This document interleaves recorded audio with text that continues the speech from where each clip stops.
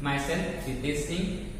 आज subject science देखेंगे, ठीक है, और उसमें टॉपिक है कार्य व ऊर्जा, वर्क एंड एनर्जी। ठीक है, work and energy, work and energy. इसमें क्या होता है,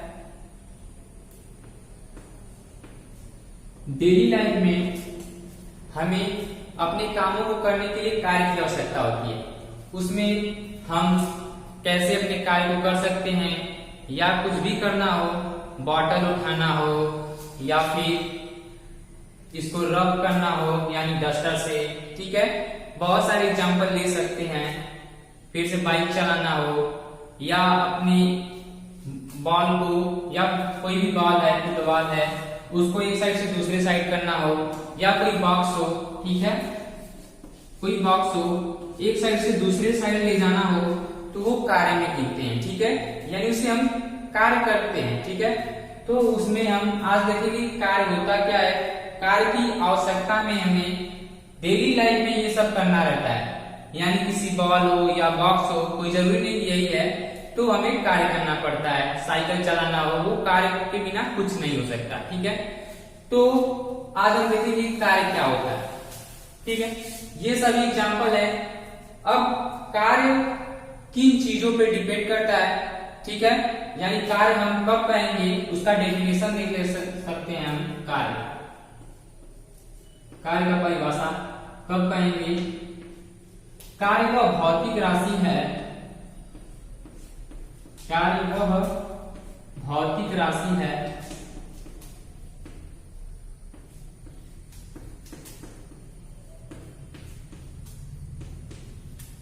जिसमें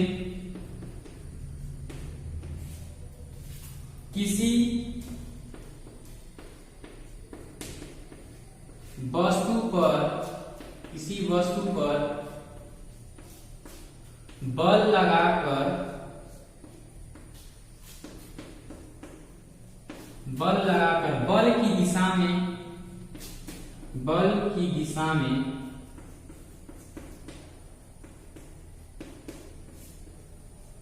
बल की दिशा में विस्थापित कर दे,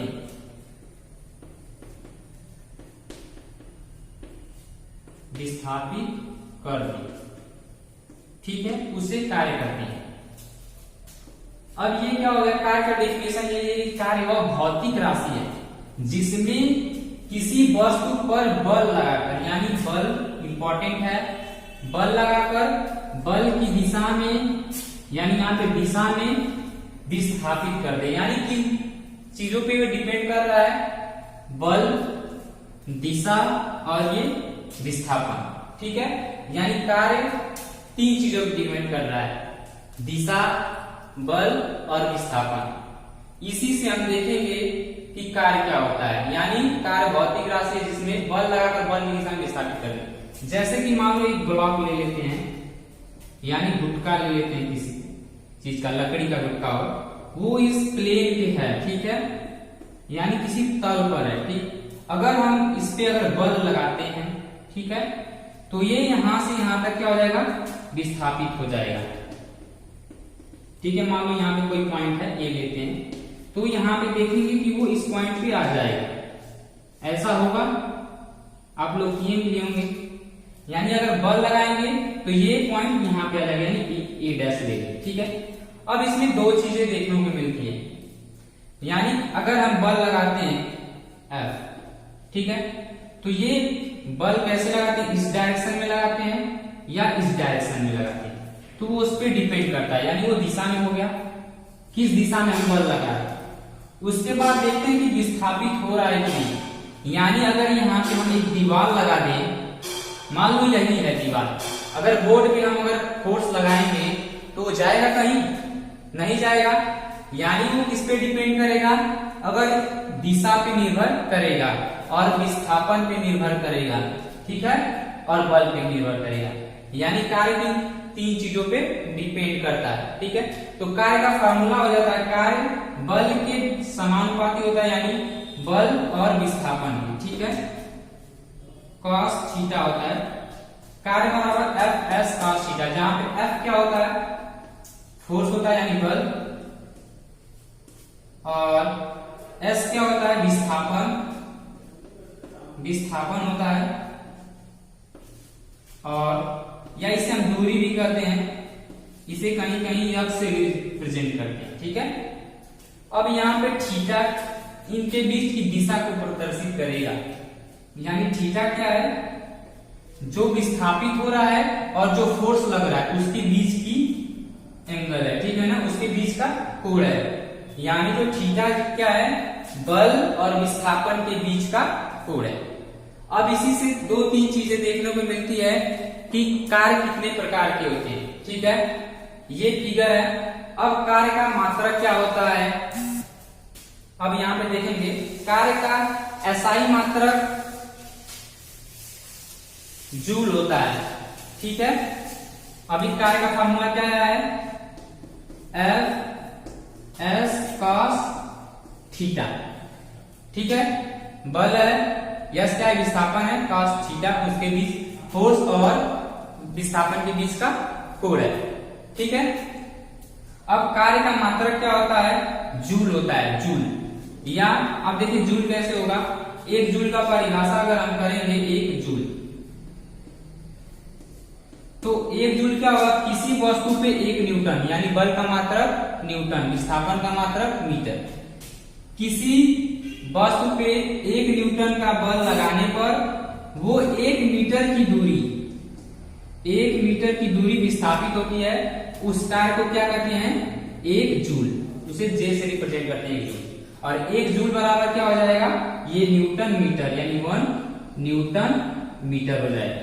ठीक है, अब क्या देखते हैं हम, ये हो गया कार्य का एसआई मात्रक जूल, एम्पियर सिस्टम में न्यूटन मीटर होता है। ठीक है, और कार्य का मात्रक सीजीएस पद्धति में कार्य का मात्रक क्या होता है, कार्य का मात्रक अर्ग होता है, अर्ग।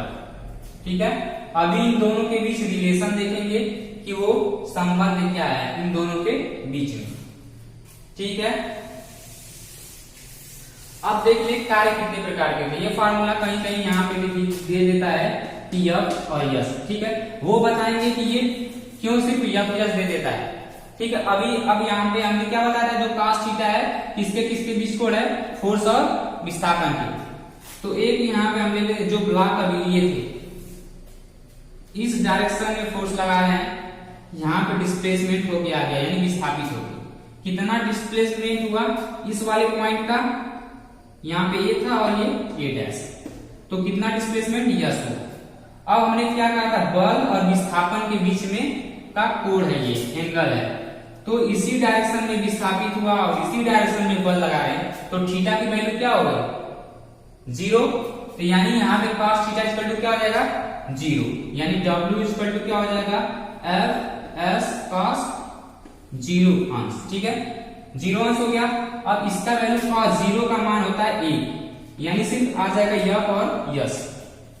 यानी बार बार हम कब यूज करते हैं यफ यस, जब थीटा इक्वल टू 0 होता है, यानी जिस दिशा में बल लगा रहे हैं उसी दिशा में विस्थापन हो, तब ये फॉर्मूला सही होगा। नहीं तो अगर कह देगा कि अगर बल लगा रहे हैं थीटा डिग्री पे, यानी 30 अंश मान ले, 60 अंश कर ले, तब बताइए आप फार्मूला ये लगा देंगे, मान लीजिए कह देगा 10 मीटर विस्थापित इस डायरेक्शन में।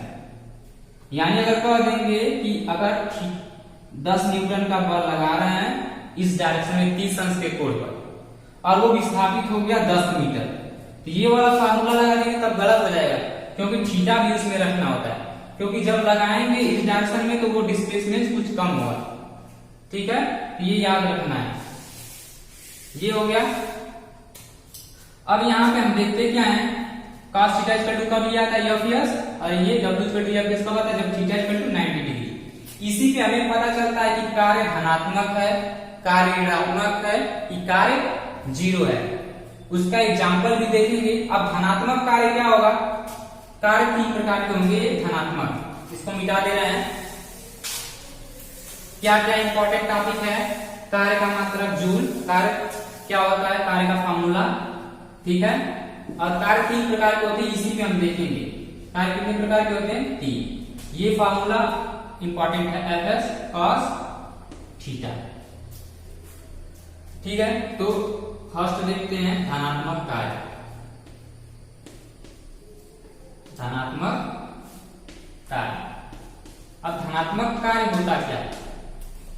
धनात्मक कार्य होता क्या है? जब कार्य अधिकतम होगा उसे हम कहेंगे धनात्मक कार्य, यानी कार्य जब मैक्सिमम होगा तब धनात्मक कार्य कहेंगे, जब कार्य मिनिमम होगा यानी ऋणात्मक तब उसे ऋणात्मक कार्य कहेंगे। अब धनात्मक कब होगा? जब अधिकतम कार्य करेंगे तब। अब ऋणात्मक कार्य कब होगा? जब कम कार्य होगा तब। धनात्मक कार्य कब होगा? जब मैक्सिमम कार्य करेंगे तब। अब इसमें धनात्मक कार्य में कंडीशन होता है, जो थीटा की वैल्यू होती है, थीटा की वैल्यू, यानी अब देखिए धनात्मक कार्य यानी ये कब ज्यादा, इसका मान कब ज्यादा आएगा तब धनात्मक कार्य कहेंगे, यानी जब इसकी वैल्यू यानी इसका मान अधिक रहेगा तब धनात्मक कार्य होगा। यानी धनात्मक कार्य होने के लिए जो cos थीटा की वैल्यू है, अब बता दे रहे हैं cos थीटा की वैल्यू कहां से 1 से -1 तक होती है, यानी cos थीटा का धनात्मक कार्य के लिए 1 होना चाहिए और ऋणात्मक कार्य के लिए -1। ठीक है, 0 भी होता है तो 0 से कम -1 होता है। ठीक है, तो cos थीटा की वैल्यू अगर जो थीटा की वैल्यू है ऋणात्मक कार्य, मान लीजिए मिनिमम कार्य कब मिलेगा? जब ये cos थीटा का वैल्यू -1 रहेगा, और मैक्सिमम कार्य कब मिलेगा? जब cos थीटा का वैल्यू 1 रहेगा, और उसके बीच में मिनिमम धनात्मक और ऋणात्मक कार्य मिलता रहेगा। ठीक है, अब इससे कम ज्यादा नहीं होगा cos थीटा का। अब यानी देखेंगे जो धनात्मक कार्य क्या है, जब ये माइनस से ऊपर रहेगा धनात्मक कार्य, तो थीटा इक्वल टू 0 से 90 डिग्री के बीच होगा। ठीक है, 90 डिग्री, यानी यहां 0 से 90 डिग्री के बीच होगा। इसका मतलब 0 लेस, यानी देखो थीटा क्या है? लेस देन इक्वल टू 90, यानी 90 से क्या है? कम। और ये 0 क्या है? यानी थीटा यहाँ पे ग्रेटर देन है, यानी जिसके साइड ये होता है वो बड़ा होता है। यानी मान लो यहाँ पे 0 कर देंगे थीटा, तो ये 0 बड़ा होगा थीटा से, लेकिन यहाँ पे क्या है? थीटा ग्रेटर देन 0, यानी जिसके साइड ये होता है ये बड़ा, यानी थीटा क्या है? बड़ा है, यानी इससे 0 अंश। तब क्या आएगा? cos थीटा का मान 0 से अधिक आएगा तब कार्य का मिलेगा धनात्मक, यानी धनात्मक कार्य के लिए कंडीशन है। अब ये धनात्मक कार्य कब होगा? जब मान लो कोई ट्रेन है, उसके इंजन द्वारा किया गया कार्य धनात्मक कार्य। ठीक है, अब धनात्मक कार्य का और सारे एग्जांपल है। अगर हम कोई ब्लॉक लिए हैं, दूसरे साइड उसको ले जा रहे हैं, तब भी धनात्मक कार्य है। ठीक है, अब ऋणात्मक कार्य कब होगा वो देखना है। अब ऋणात्मक कार्य दूसरा क्या है? ऋणात्मक कार्य, ऋणात्मक कार्य। अब यानी मान लो यहाँ पे 0 से इसके बीच होगा तो धनात्मक कार्य मिलेगा, यानी कार्य का धनात्मक होगा। एक उदाहरण क्या है? जब कोई भी ब्लॉक एक साइड से दूसरे साइड ले जाएं और उसके बीच कोण क्या हो? 0 से 90 अंश के बीच, यानी मान लो यहाँ से यहाँ तक कोई ब्लॉक है, यही वाला एग्जांपल ले लो, इसके बीच ये मान लो इस थीटा एंगल पे कर दिए, ये नहीं कि 90 डिग्री, ये देखो डिस्प्लेसमेंट इस डायरेक्शन में, ये इसके बीच का कोण, ये मान लो यहाँ पे लगा रहे हैं, एक बार यहाँ पे लगा रहे हैं, एक बार यहाँ पे लगा रहे हैं, अलग अलग डायरेक्शन में क्या लगा रहे हैं? F लगा रहे हैं। ठीक है, इसी ब्लॉक पे अलग अलग डायरेक्शन में, जब इस डायरेक्शन में लगाएंगे F तो इसी डायरेक्शन में धनात्मक कार्य, जब इधर लगाएंगे तभी धनात्मक कार्य, क्योंकि थीटा का वैल्यू वेरी कर रहा है, यानी 0 से 90 से ज्यादा हो गया। ठीक है, तो 0 से 90 के बीच हमें धनात्मक मिलेगा और 0 का मिलेगा यहाँ पे मिलेगा। ठीक है, अब उसके बाद ये जो थीटा है जब इस साइड आएगा तो ऐसा कब मिलेगा उसका एग्जांपल देखेंगे, यानी इस डायरेक्शन में कुछ भी कार्य करेंगे ले जाएंगे तो धनात्मक कार्य मिलता रहेगा। अब ऋणात्मक कार्य कब मिलेगा? जब एंगल का मान 90 अंश से बड़ा हो और 180 अंश के बीच में। अब इसका वैल्यू देखो एक वेव फार्मूले से भी बना सकते हैं। जब cos थीटा आ गया है किसी भी फार्मूले में तो वेव तर इस तरह से बनाते हैं। अब आप लोग जानते हैं एक्स वाई डायरेक्शन में क्या होता है, ये x हो गया ये y हो गया। ठीक है, ऊपर पॉजिटिव नीचे निगेटिव, यानी यहाँ पे 0 अंश है, 0 पे यहाँ पे 1 है। ठीक है, अब यहाँ पे कितना आएंगे, यानी यहां से आते हैं राउंड में जब करते 180, यहाँ पे आएंगे तो 90 डिग्री मिलेगा और यहाँ पे आएंगे तो 90 में और जोड़ देंगे 90, कितना हो जाएगा 180, नहीं हाँ 180 हो जाएगा, ठीक है 180 हो जाएगा। तो 0 पे पॉजिटिव है यानी 1, यानी 0 जब रखेंगे तो मैक्सिमम कार्य होगा। जब यहाँ पे आएंगे 90 डिग्री तब यहाँ पे 0 वर्क होगा। जब 90 डिग्री से जब नीचे आएंगे और 90 डिग्री जब 180 हो जाएगा तब कितना हो जाएगा माइनस, यानी यहाँ पे +1 है और नीचे जाएंगे तो -1, क्योंकि x में अरे y में ऊपर प्लस नीचे माइनस, तो नीचे आके 180 में क्या हो गया माइनस हो गया cos थीटा की वैल्यू। और ऋणात्मक कार्य कब होगा, जब एंगल के बीच का कोण जो थीटा जो है वो कब होगा, थीटा ये 90 अंश से बड़ा होगा और 180 अंश से छोटा होगा, यानी 90 से 180 के बीच होगा, तब कार्य क्या होगा ऋणात्मक कार्य। इसका एग्जांपल क्या है, मान लो कोई पेंडुलम है, ठीक है ये पेंडुलम है, इस तरह से मूव कर रहा है, सिंपल हार्मोनिक मोशन कर रहा है, सरल आवर्त गति कर रहा है। तो अगर इस डायरेक्शन में यानी यहाँ पे गया एक बार, तो इस डायरेक्शन में उसका विस्थापन होगा, क्योंकि इस डायरेक्शन में विस्थापन हो रहा है। तो जब इस डायरेक्शन में जाएगा तो जो वायु होंगे इस डायरेक्शन में फोर्स लगाएंगे, यानी इस डायरेक्शन में फोर्स लगा देंगे, यानी उसकी विपरीत दिशा में। तब ये जो विस्थापन और फोर्स के बीच का कोण ये क्या हो गया 90 अंश से ज्यादा हो गया और 180 अंश के बीच में हो गया, तब कार्य क्या होगा ऋणात्मक। जब 90 और 180 के बीच रखेंगे, यानी ये वाला ग्राफ देखो, ये 90 यहाँ पे आया था, जो 90 से 180 के बीच रखेंगे तो कार्य क्या आएगा ऋणात्मक, ठीक है, क्योंकि ऊपर वाला धनात्मक नीचे वाला ऋणात्मक, तब कार्य क्या आ जाएगा ऋणात्मक। एग्जाम्पल अपने से भी लिख लेना आप लोग। अब उसके बाद क्या है, उसके बाद कार्य का मात्रक हो गया था, धनात्मक कार्य और ऋणात्मक कार्य हो गया। अब क्या है शून्य कार्य। शून्य कार्य, बहुत लोग कहते हैं कि मान लो एक कोई पुली है, सर पे बोझा लिए हुए है, तो कार्य बताओ कितना होगा। बहुत लोग कंफ्यूज हो जाते हैं, तो कार्य क्या होगा 0।